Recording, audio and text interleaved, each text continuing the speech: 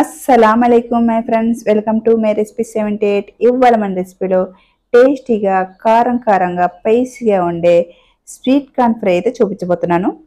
రండి ఫ్రెండ్స్, వీడియోకి వెళ్ళిపోదాం.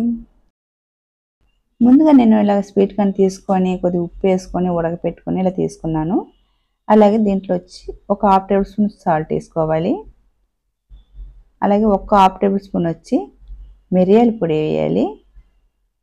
ఒక హాఫ్ టేబుల్ స్పూన్ అల్లం వెల్లుల్లి పేస్ట్ ఇలా వేసుకున్న తర్వాత బాగా కలుపుకోవాలి.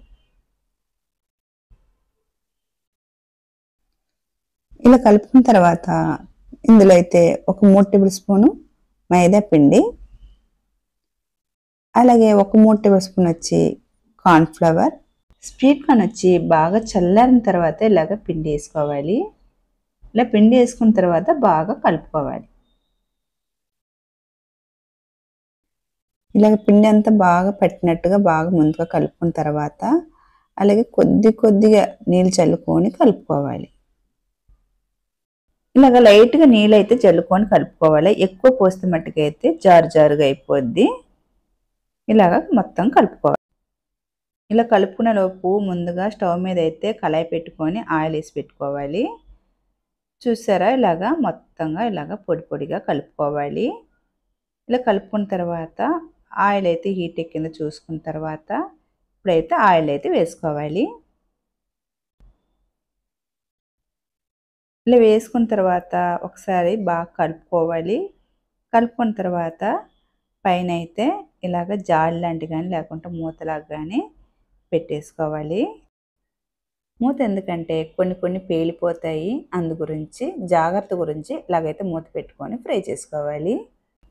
ఇలాగ బాగా ఫ్రై అయిన తర్వాత తీసుకోవాలి. చూసారా, చూస్తుంటేనే ఎంత అందంగా ఉన్నాయో. ఇలాగ తీసుకోవాలి. ఇలా తీసుకున్న తర్వాత ఇంకొద్దిగా మిగిలిపోయింది కూడా, అది కూడా ఇలాగనే ఆయిల్ వేసుకొని ఫ్రై చేసుకొని తీసుకోవాలి. చిన్నపిల్లలు అయితే ఇది ఇష్టంగా తింటారు. మొత్తం ఇలా తీసుకున్న తర్వాత అలాగే మళ్ళీ స్టవ్ మీద కళాయి పెట్టుకొని ఆయిల్ వేసుకోవాలి. ఆయిల్ వేసిన తర్వాత వేరుశనగ పలుకులు, అలాగే ఒక 2 ఎండుమిర్చి, వేరుశనగ పలుకులు కొద్దిగా ఫ్రై చేసుకోవాలి. ఫ్రై అయిన తర్వాత సన్నగా కట్ చేసుకున్న ఒక ఉల్లిపాయ, ఒక 2-3 పచ్చిమిరపకాయలు వేసుకోవాలి. వేసుకున్న తర్వాత అలాగే కొద్దిగా కరివేపాకు ఇలా వేసుకొని బాగా కలుపుకోవాలి. అలాగే కొద్దిగా ఉప్పు, ఇంకా టేస్ట్ రావడానికి కొద్దిగా టేస్టింగ్ సాల్ట్, అలాగే ఒక హాఫ్ టేబుల్ స్పూన్ వచ్చి మిరియాల పొడి, హాఫ్ టేబుల్ స్పూన్ కారపొడి వేసుకొని బాగా కలుపుకోవాలి. ఇలా బాగా కలుపుకున్న తర్వాత ముందుగా ఫ్రై చేసి పెట్టుకున్న స్వీట్ కార్న్ని వేసుకోవాలి. ఇలా వేసుకొని బాగా కలుపుకోవాలి.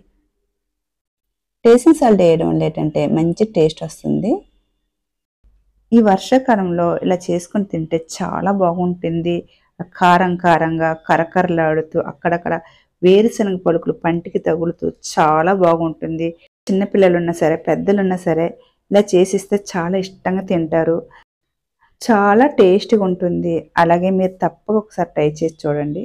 అలాగే నా రెసిపీ కనుక మీకు నచ్చితే కనుక లైక్ చేయండి, షేర్ చేయండి, అలాగే సబ్స్క్రైబ్ చేసుకోండి. చూసి ఎవరైతే ఒక లైక్ అయితే కొట్టండి. బాయ్.